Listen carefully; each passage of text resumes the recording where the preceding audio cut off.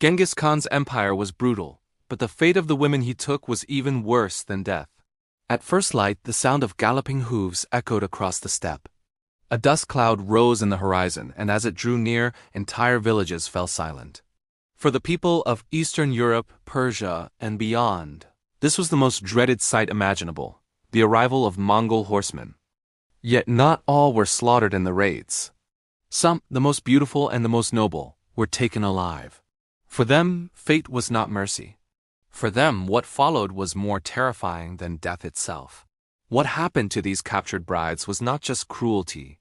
It was a system, a weapon, a dark strategy woven into the empire of Genghis Khan and his successors.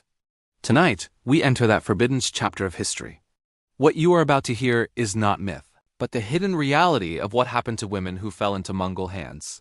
And once you know, you may never look at the empire of the steppe the same way again.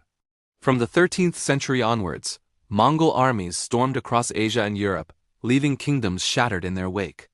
Chroniclers in Russia, Persia, and the Middle East all wrote of a nightmare that followed Mongol conquest. Women of noble blood, princesses, queens, daughters of Khans, carried away as prizes. But unlike simple spoils of war, these women were used to bind alliances, humiliate enemies, and break the spirit of conquered peoples. For the Mongols, marriage was never just about desire, it was about domination. To take a bride was to take her lineage, her dynasty, and to rewrite the very future of her people. Take, for example, the case of Trejin Khatun. She began as a captured bride, taken from the Naiman people, sworn enemies of the early Mongols. By most standards, she should have disappeared into history as just another concubine of war. Instead, she was forced into the court of Gede, Genghis Khan's son, and through ruthless cunning, she rose to become empress and eventually regent of the entire empire. But beneath that rise was a story soaked in fear. Her marriage was born not of love, but of conquest. Her role was a reminder that resistance to Mongol power meant more than execution. It meant subjugation of bloodlines, bending royal women into tools of empire. Chroniclers like Rashid al-Din and Juvayni describe scenes of conquest where Mongol generals would select noble women for marriage, while others were handed out to soldiers as rewards. It was systematic. A defeated Khan's wife might be paraded before her people, forced into marriage with a Mongol leader, her humiliation serving as proof that her dynasty was finished. Execution would have ended her suffering. Instead, she was made to live, but live as a symbol of her people's defeat. One of the most infamous cases comes from the fall of the Khwarezmian Empire. After the Mongols sacked its cities, the daughters and wives of Shah Muhammad II were taken. Chroniclers whisper that the Shah's family women, once royalty, were forced into Mongol harems or given to generals. Imagine the sight. Princesses once draped in silks, now veiled in silence, serving as unwilling pawns in the very empire that had destroyed their homeland. For the Mongols, this was not just conquest of territory, it was conquest of bloodlines. But the cruelty ran deeper.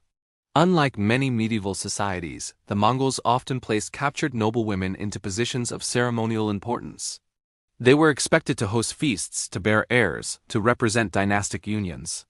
Yet behind the grandeur lay chains. Their presence at the side of a Mongol prince was not choice but captivity dressed as prestige. Execution would have spared them the years of living as trophies, reminders to all who looked upon them that resistance was futile. Take, for instance, the Tanga princess married to Genghis Khan himself after the fall of Western Xia.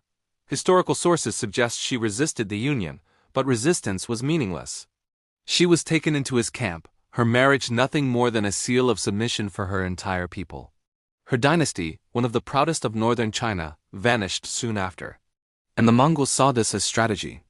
By marrying conquered princesses, they claimed not just land, but legitimacy. Bloodlines were merged. Future heirs carried both Mongol and conquered royal blood, cementing control. To the world, this looked like diplomacy. To the women, it was a life sentence.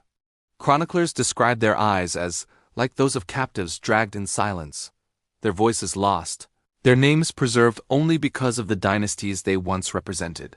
Perhaps the darkest irony was that some of these women, like Sorgatani Beki, another captured bride, became powerful rulers in their own right.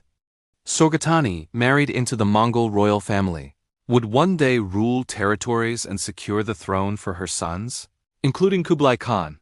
But behind her success lies the same truth. Her power was born from captivity, from being forced into a life she never chose.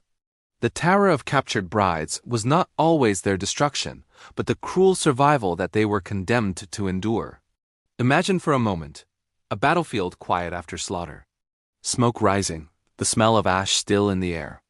A group of young women, veiled and trembling, escorted before a Mongol commander. Their fates decided not by their prayers but by their beauty, their lineage, or their usefulness. To live was not a gift. To live meant to become a possession, a weapon, a trophy. Their survival was carefully designed, so that every time their faces were seen beside Mongol rulers, the world would remember who held power. This is why chroniclers so often compared their fate to something worse than death. Execution ended life. But captivity forced them to walk in silence day after day, as the embodiment of conquest. They were no longer daughters of kings, wives of shahs, or princesses of dynasties. They were tools of empire, flesh and blood reminders of Mongol domination. Perhaps the story of captured Mongol brides is rarely told in history books, perhaps because it is too dark, too unsettling to fit the tales of empire and glory.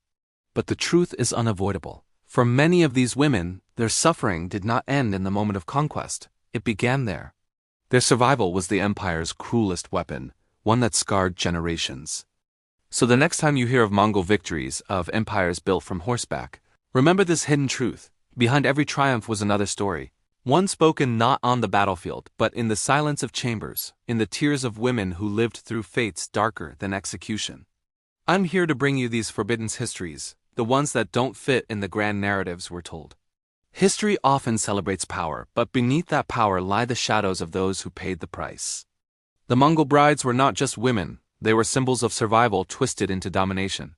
And their voices, though buried in chronicles and whispers, still echo as a reminder. Sometimes the cruelest fate is not to die, but to live without freedom. If this glimpse into the dark side of history unsettled you, remember, there are countless stories still hidden in the chronicles of the past. Stories of power, cruelty, and survival that the world has long forgotten. If you want us to uncover more of these forbidden chapters, like this video, share it with others who dare to know, and subscribe to the channel. Because history, in its darkest corners, is far more terrifying than the myths we are told.